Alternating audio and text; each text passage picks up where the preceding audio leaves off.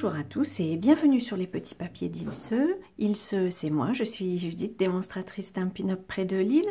Le projet que je vous propose de réaliser aujourd'hui, c'est cette boîte qui permettra de placer des petits papiers à brouillon ou à liste de courses. En fait, ces petits papiers viennent de feuilles A4 que j'ai utilisé pour fabriquer des enveloppes avec la planche de marquage Insta Enveloppe. Je les ai coupés, ce sont les chutes en fait qui restent, puisque pour réaliser une enveloppe il faut une feuille de environ 21 cm sur 21, donc il reste environ 9 cm, une bande de 9 cm. Je les ai coupés à 8 cm sur 8 parce que ça régler un peu tous mes problèmes de mesure, et donc je leur ai fait une petite boîte inspirée d'un projet que j'ai trouvé sur internet. Je vous mettrai le lien en barre d'infos. Pour réaliser ce projet, je vais partir de ma feuille A4 pour vous montrer comment je le découpe. Alors ce projet inspiré donc de Crafty Caroline était en pouces et je l'ai adapté pour le mettre en centimètres, et puis aussi vous me connaissez, pour le faire rentrer le mieux possible dans une feuille A4. Alors quand on place la feuille de papier cartonné dans ce sens-ci, on va d'abord en couper une bande de 9 cm et demi. Et ensuite, dans ce qui reste, on va couper un carré de 13 cm sur 13 cm. Voilà. Quand on reprend la bande de, donc du coup, 21 cm sur 9 cm et demi, on va faire un pli à 9 cm et demi de chaque côté. Donc on le prend dans un sens ici et on marque une ligne, et puis je le retourne pour faire aussi un pli, une marque à 9 cm et demi de ce côté-ci. On obtient une bande ici au milieu de 2 cm. Et puis dans le carré qui mesure 13 cm sur 13, on va faire un pli sur chaque côté à 2 cm.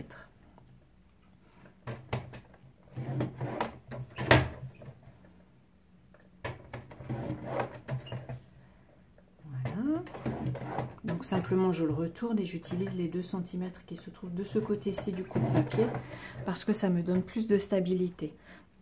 Pour la décoration, on va aussi utiliser une feuille de papier de série Design. Alors là j'ai pioché dans cette collection printanière et florale qui me plaît beaucoup. Donc c'est une collection de papier de série Design qui mesure 15,2 cm sur 15,2, et on va aussi le couper à 13 cm sur 13, plus ou moins. En fait je coupe plutôt à 12,8. Vous allez voir pourquoi. En fait on va imbriquer les feuilles les unes dans les autres et ça rendra la finition un peu plus jolie. Donc 12,8 sur 12,8, et de la même manière que le carré précédent, je vais marquer des plis à 2 cm sur les 4 côtés. De la même manière, je fais un peu moins que 2 cm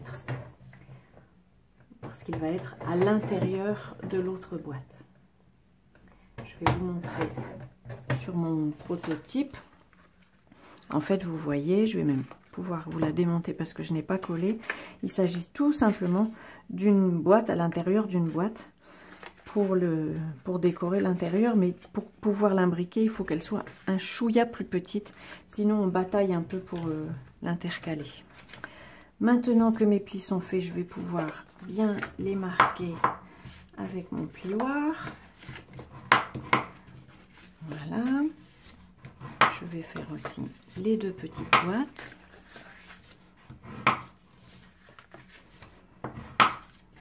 Celle-ci ainsi que celle qui va décorer l'intérieur.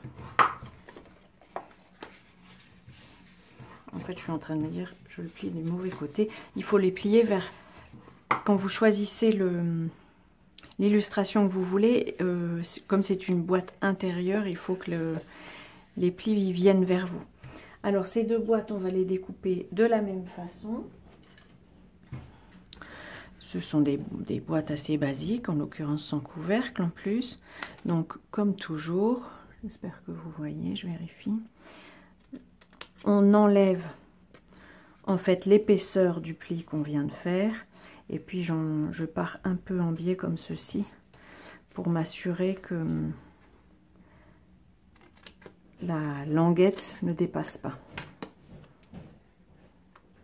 Donc je fais la même chose sur les 4 côtés. Alors ça n'a pas besoin d'être de grandes découpes,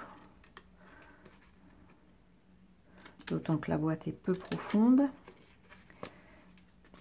Il faut juste de quoi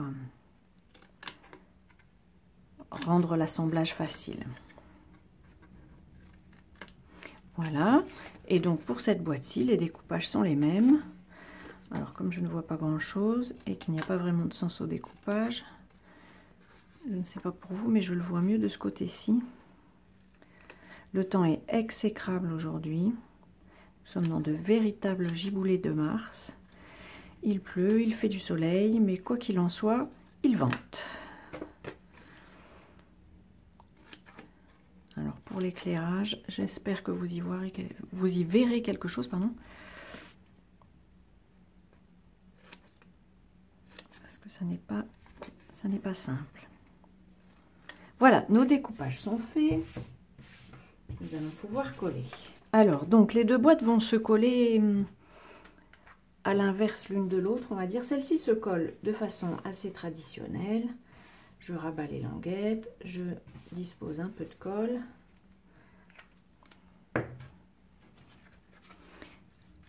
Et voilà, je les assemble comme d'habitude avec la languette à l'intérieur de la boîte.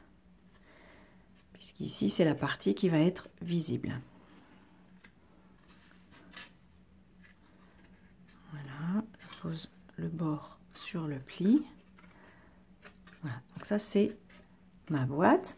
Par contre, celle-ci, c'est celle qui va aller à l'intérieur pour la décoration. Du coup, je vais coller les languettes à l'extérieur. Comme ça, elles ne se verront pas. Du mieux que je peux. Voilà. Donc, ça va être la même chose sur les 4 coins.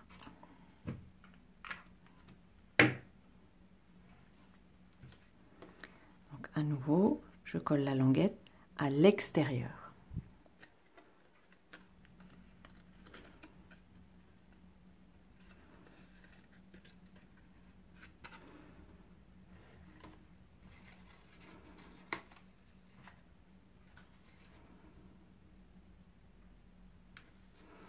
Voilà, et donc cette boîte-ci va aller à l'intérieur de l'autre boîte. Évidemment, voilà, l'ajuster un tout petit peu. Et voilà. Pour le reste de la décoration, j'ai repris une chute du même papier. J'ai envie qu'il soit de la même couleur, si je puis dire, de la même illustration. Je vais le couper à 8 cm et demi, et en fait je vais découper des bandes de 3 bandes de 1 cm et demi. À nouveau, je le mesure de ce côté-ci. En fait, c'est ce qui va venir décorer le côté de la boîte. Je vous montre sur le prototype, c'est ce qui va venir à cet endroit-ci. Je vais aussi y découper un carré, que je vérifie mes notes, de 8 cm et demi, toujours sur cette même bande, sur 8 cm et demi. C'est la partie qui va venir sur le dessus de la boîte. Nous allons pouvoir coller ces parties tout de suite. Alors d'habitude, je collerai ces bandes avec du snail, mais je n'en ai plus. J'attends avec impatience la livraison d'une commande. Donc voilà, ces bandes-ci vont venir se poser tout simplement au milieu de 3 faces. On ne décore pas la 3e puisqu'elle va se retrouver cachée à l'intérieur de l'autre partie.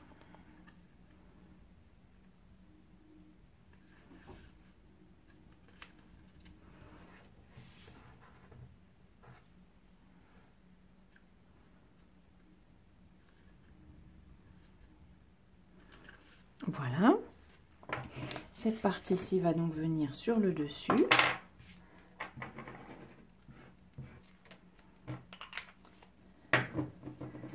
C'est pas une colle que j'utilise d'habitude et je comprends pourquoi. En tout cas pas pour ces usages-là. Et je comprends pourquoi. On s'en met sur les doigts et après ça colle. Je me sens comme une petite fille à l'école. Alors pour assembler ces deux parties là, donc nous avons un côté qui n'est pas décoré, c'est le côté qui va se retrouver contre la charnière. Et donc moi j'ai souhaité, sur le projet dont je me suis inspirée de Crafty Caroline, elle avait mis un ruban, ce qui rend la boîte très jolie.